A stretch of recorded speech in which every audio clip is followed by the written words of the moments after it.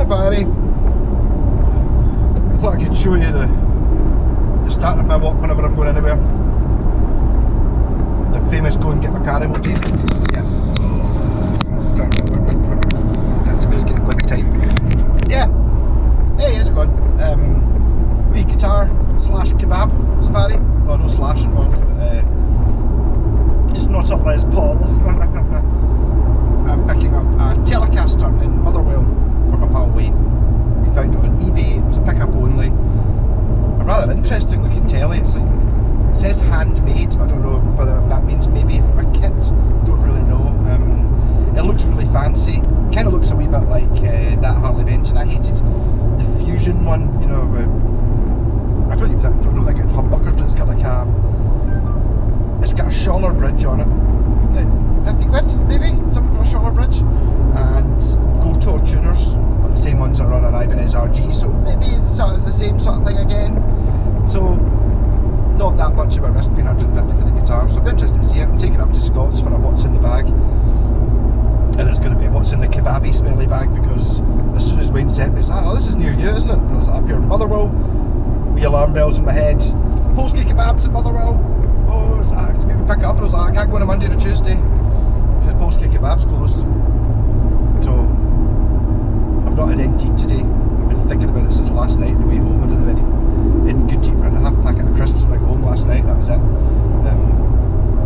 So back to Scott. Scott is still alive. You've probably seen him in other videos kicking about, but just not been doing the what's in the bag for a while. So I've got 3 bags. One of them being the Telecaster, and the other 2 being 2 guitars he's seen but never seen them put together. I put together the Epiphone SG, which I actually really like. Wee Stevens one. So I don't know whether. I wonder if Jen would swap it for that Yamaha bass, because I don't really like the shape of the Yamaha bass. It's really cool and it looks amazing how it's painted, but I'd rather have that SG. Let's see what she says to. I've got to. It's not sold yet, so I've got to try and calm down my J-Packs. The thing with that guitar is though, it's got a little bit of historical significance. I knew who bought it. Well, I actually bought it brand new, and for Rab's then girlfriend's son Stephen, and I got a quote. He gave it back to me 6 months ago. It's like, dampness in the house, blah blah blah. It was in a cupboard, fucking manky. Just going to throw it out. Do you want it? So I got that and an acoustic. They were both pure manky. So I basically cleaned it up, and then this is one of the first guitars, and it was sitting there. And it's just the thing is, it's always a really good guitar. It was the best guitar I could find, basically for under 150 quid for wee Stephen's birthday. His mum gave me the money to go into guitar and see what I could get. And I can't remember. I think I got like it was 125 quid, and I got it for 90 because it had a big scratch in the front, something like that. And it's like, it's good. It's a bolt-on neck. So it's the my era, going back to the 90s, the 2 SGs you got were like it was kind of like the special and the standard. It was called the G310 and the G400. I bought the G400, it's the set neck one, whereas the G310 kind of looked a bit like the special, as in it's got the back wing scratch plate on it. It came red and white and black, and because it's got a bolt-on neck, it's a little bit stumpy and it looks kind of a bit weird. So the neck's basically that much further into the body than it is on a normal SG standard, which kind of always looks funny with a scratch plate. But so this one here is a 2005 model, but it's an SG special, not a 310. But it's basically the same as that, apart from it didn't have any scratch plate and it just had one volume and one tone. It was like I don't think it was much cheaper than the 310. I think it was like 20 or 30 quid cheaper, but they only had one in guitar, and it since I played, it was a really, maybe just one of those chance things. So I didn't really do very much to it when I got it.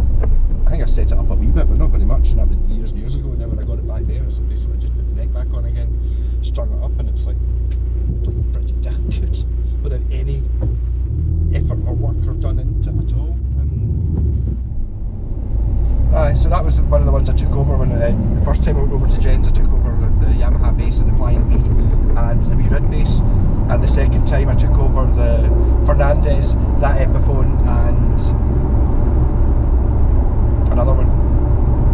The Fernandez base, the tartan base, the Epiphone, and it might have just been those two. I screwed in for myself, but that was when she realised that they actually look really good when they're built. I don't think she realised how good they were. So I just left it in the boot of the car. It was in bits, and I did the same with the Fernandez. I just left them in bits and figured at some point maybe I'll do something with them and put them back together again. Maybe Jen will change her mind. So I'm actually not. That's still over for the tartan base. The only reason she did that one was because I agreed to do her floor. No, that was for the. I've still got to do her. That's not a euphemism. Lay a laminate floor in our hallway. Not a euphemism either. And that was for doing the RG, because what I did with the Fernandez bass was, as soon as I'd seen the tartan one, the purple tartan guitar, I was like, oh, that's fucking amazing. Then I turned up to that and I said, I'll give you this SG if you paint my bass. So it's not mine.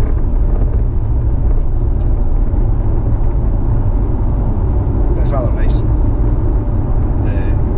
Silly.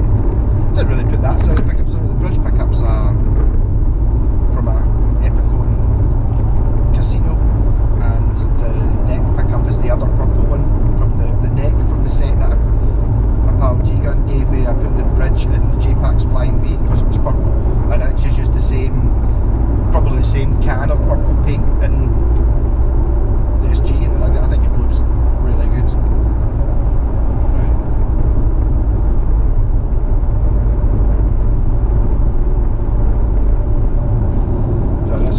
Scott sending me his order. Kebab in a bun. Hold the cheddar, large. Sounds pretty easy. Just keep looking up and getting.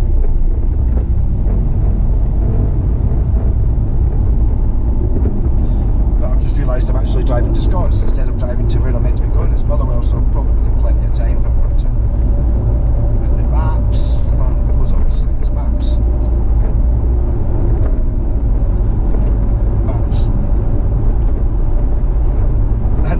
And the other guitar I'm taking over was the Turbo Lover, which I want to try and get on Halford's page, which I think he'll probably, if I can get it to him, Halford will definitely put it up because it's funny as fuck. He does a bit of Facebooking.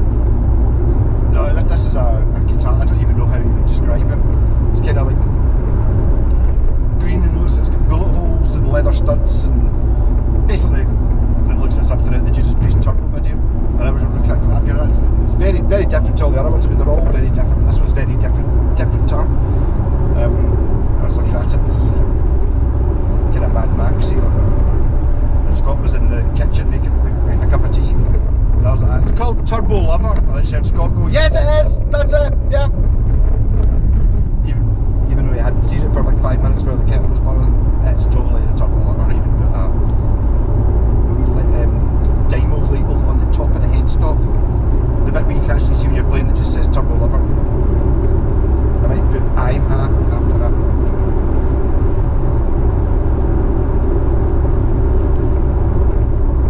Right, yeah, so what's in the bag? That's Scott's. That should be fun.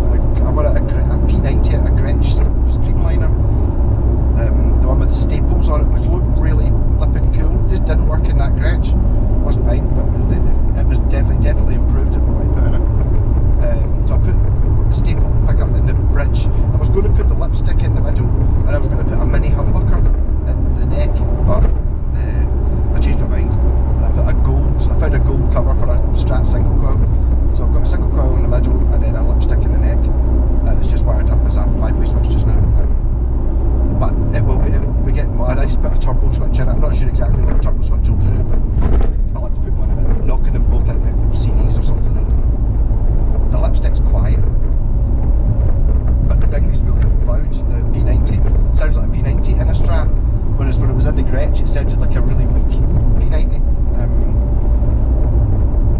I think basically humbuckers are just much louder than single coils. So basically if you're talking about having a strap middle pickup, then you put a P90 in the neck, even if it's a weak and jangly P90, it's going to kick ass.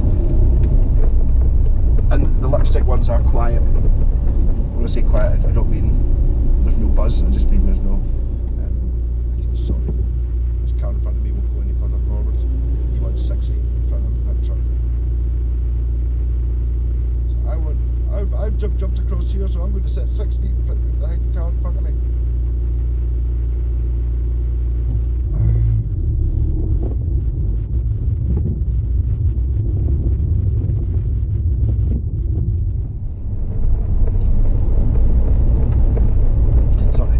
Didn't slow down so much to the lights that I couldn't get through.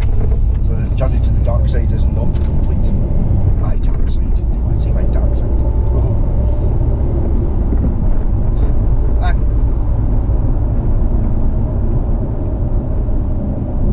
I haven't actually phoned to make sure this place is closed, but I did check the internet, make sure it's only Mondays and Tuesdays it's closed. That was a right punch in the guts last time. I went and bought I seem to remember it being the Mini Scalextric set, digital Scalextric set, which got us another 2 digital chips, which have been well used, another digital unit thing, and then a couple of lane changers and stuff. I think it was only 20 quid. It was 30 quid maybe. It was the digital chips are £15 each, so it's basically buying 2 digital chips. The rest was free, and I could get a kebab on the way back. And then I looked it up and it was just closed Tuesdays. I was like, no. Scott was no, and Scott's son was like no. So I ended up getting a Chinese or something that wasn't. So I was down with it anyways. Rocking. Yeah. Just remember I was talking to Jen earlier on. Someone, not a postman, she got shit delivered from Parcel Force. The guy's like, oh, you're that girl, that artist on Facebook. He came to the door. That's us running. She's keeping a tally because that's been the last weekend. The guy Scott was fixing a guitar for. I was just round before we were getting the camper van set up. You're mad Marco from YouTube. And the same thing happened when we were at the car boot sale. And I don't know why I said that ascending car boot sale in Perth, no, Dundee, wherever it was we were at. Can't remember. It was too early in the morning to have any idea of where I was. Some guys like, were you 3 here? There's no way there's going to be any more guitars. And it was just someone who'd knew Jen, or knew 3 of us. It was you 3, so must have seen something on Facebook or something like that. And then when we went to pick up a BC Rich Mockingbird in Hamilton on the way home, Jen was up talking to the guy, I was with him, Scott in the van, I ran up to make sure there was nothing needed carried. And the wee guy standing there going, I know you from YouTube, I love your Buckfast guitars. So I was like, so now Jen, now we're 2 and 2. So if you see me, especially if I'm with Scott and Jen walking down the street somewhere, even if they're on the other side, just shout out, hey man, Malco, and then that'll get me a point. That'd be cool. I don't mind. Not yet famous enough to go, oh, fucking all these people. Famous. And I think that brings it up to something like half a dozen people have. That's not including. It's happened a few more times than that when I've gone to pick up guitars. Half a dozen people on the street type randoms. And well, I suppose with that BC Rich, it wasn't me that was buying it, it was Jen that did all the things, so that doesn't count. Because obviously if you're looking on the Facebook marketplacey type stuff often and buying and selling guitars, you recognise my name and you'll have seen, not being big-headed about it, but the chances are you've seen a Buckycaster and you know that that's the guy that does the man buying it. Guitars with too many pickups in them and stuff like that. I've done another one that I took away, because Jen's got that many guitars, I said last week, give me a Strat, just an Encore black Strat, boring. She's got about 10, no, more than 10 Strats. I was like, do something else, so I cut it up to make, I was getting 5 single coil pickups in it. But she didn't know what I was talking about, so I turned up to that, here's a guitar, blah blah, I'll wire it up later. So, let's get 5 pickups in it. So that's been painted up, it looks mental. Again, it looks like, I can't remember, it's a basque. It's a basque, I don't know what it is. Like girl's girdle bra type thing, whatever that's called. Lacy. I only wear them, I don't know what they're called. So we're calling it it's called the Basking Shark. That's my idea, yeah. And it looks cool as fuck. I need to order special switches. I've got an idea of wiring that's never been done before.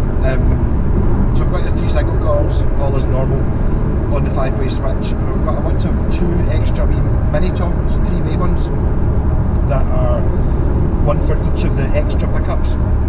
So the one that's between the bridge and the middle, I want it to, one of the states of the switch is off, one of them is have it in series with the bridge pickup, giving you a humbucker in there, and then the other one is have it in parallel with the 5-way switch, you know, in 3 states. I need an on switch, not an on switch. You can't get on-ons cheap. You can, they're not horrendously expensive. I don't think they're as much as a tenner each. But now I'm not actually doing it for myself. I can just I can put it in as expenses. Get Jen pay a tenner each, and it comes off the price of the guitar at the end. And the other switch do the same for the pickup that's between the neck and the middle.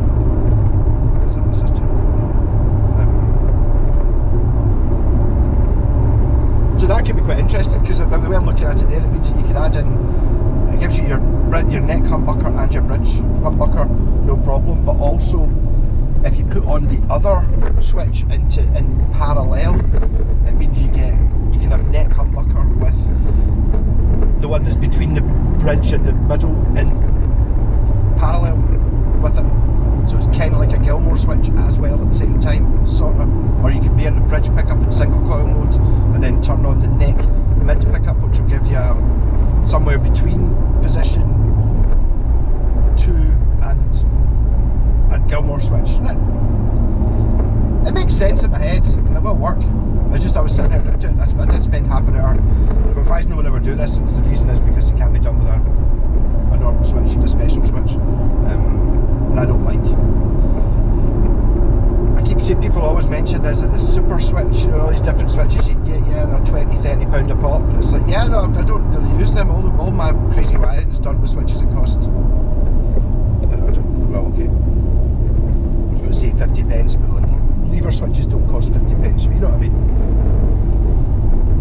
Box standard stuff, not using anything fancy. Even the rotary switch ones, which gives me another option. I haven't put a rotary switch in any for ages. Maybe the turbo lever will get a rotary switch. I'm not really decided what to do with that yet. Apart from it needs some sort of turbo switch, which could be anything. Maybe a cascading mega bucker, which in itself would obviously be unique because nobody else is going to have a 3-coil pickup made up of a P90, a Strat middle, and a lipstick neck, all in series on a cascading mega bucker switch. I'm pretty sure. This guy is in one of these blocks of flat, like high-rise flats. So I hope the lift works. And actually, even better when Wayne was, I said I was coming to, when Wayne said Motherwell, I was like, oh, polski kebab. I've been on polski kebab. He said, right, I'll buy you a kebab for going to get the guitar. Deal. So it's not even, I'm actually currently earning a kebab. I'm not just buying it, I'm going to buy it, earning it. Hope the guitar's good. I think it will be. Wayne's wanting a guitar paint. Everyone does. Everyone wants a guitar painted for Jen because they're pure amazing. It's just going to them for other people. Even though in that video camping, I was sitting there in the video going, just tell Jen what to paint. She just wants to do copies. Send her stuff. She'll paint it for a tenner. And if she really wants to do the George Harrison guitar and the Eric Clapton full one, that's what I do at the top. People keep asking me for things. Can you paint this like the album cover of? No. She will paint. She wants to paint when she wants to paint it, for who she wants to paint it for. Otherwise, it's not a real one. The thing is, I'm very wary about it as well. That whole becoming a job thing. It makes it different when it becomes a job. It took me a wee while to go over that when I was fixing up guitars for other people, and I had basically from the start of this year it was a wee bit struggly-wuggly just from not great, love doing it. It was actually made more money doing that than I did buying and selling. It's not as much fun sitting wearing someone else's guitar because I can't do whatever I want. Whereas when I'm doing a bucky caster, that's why I don't do bucky casters to order, because I might change my mind. I'm just doing the things like the Turbo Lover. I just, looking at it, was originally going to have a mini humbucker at the neck, and it was just like, you're looking at it, I was like, nah, it's better not having it there, better using the lipstick and stuff like that. But if someone gives me, the pickups to put in, all I'm doing is putting the pickups in. I'm not having any actual input into what the guitar's going to be like. All I'm doing is just doing the actual manual bit, which I like the magic of creating something different and normally a bit silly, but always always functional. I'm going to do a steampunk guitar at some time, but it's all the cogs and stuff in it are going to have to work and do stuff, even if it's just silly. This is totally about 100 yards away from my pal Alan's house. Not even 100 yards away. Just now we're 100 yards away from my pal Alan's house. I'm sure his house is right here.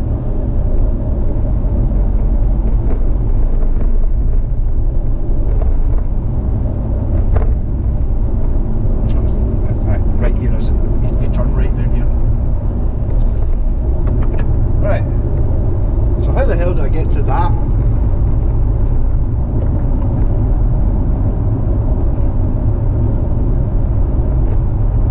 Can I just wing right round? Is that the way to do it? I'm sure I'm probably not allowed to do this.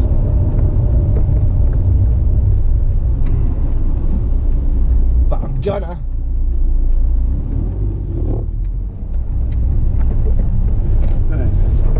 That high rise, so I'm going to go right up the side.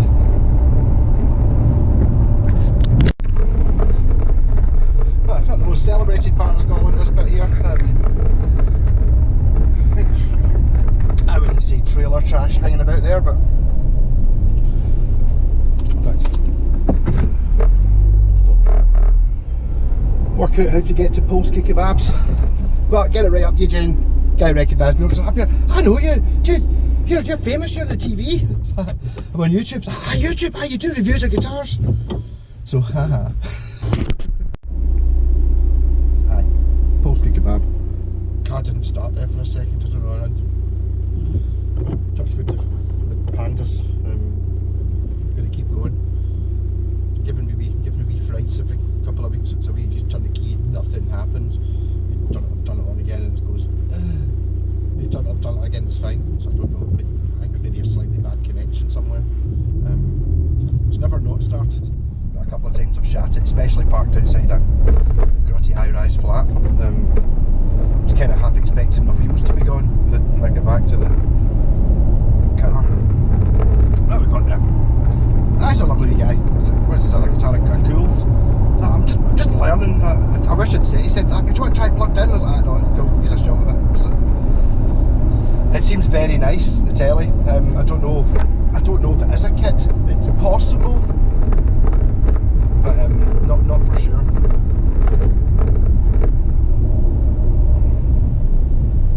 It's well finished anyway, but it's a fantastic looking piece of wood it's made of, and it's, as I said, it's got the expensive parts on it. It wouldn't surprise me if the pickups are something fancy as well. Whether they're still something fancy when Wayne gets it. Those are bare knuckles. I would never do that. Even if I was 100% sure I would get away with it, that would not sit right with me at all. Especially not fucking Wayne. All the people are gonna try and steal stuff off. We'll steal it off from Tele. Was stealing it. That's different. But I just imagine it's got decent pickups in it. I'm thinking it'll be, Iron Gears or Wilkinsons or something like that. Because that's what I would put in that guitar. I've never come to Polski kebab. So this is the best kebab shop. One of my favourites. This is see how much it looks like. So on the right hand side there, it's quite industrially. And there's a sign there. If you're ever looking for it, it's there. Polski kebab. I might even try. I wonder if I could park in the place.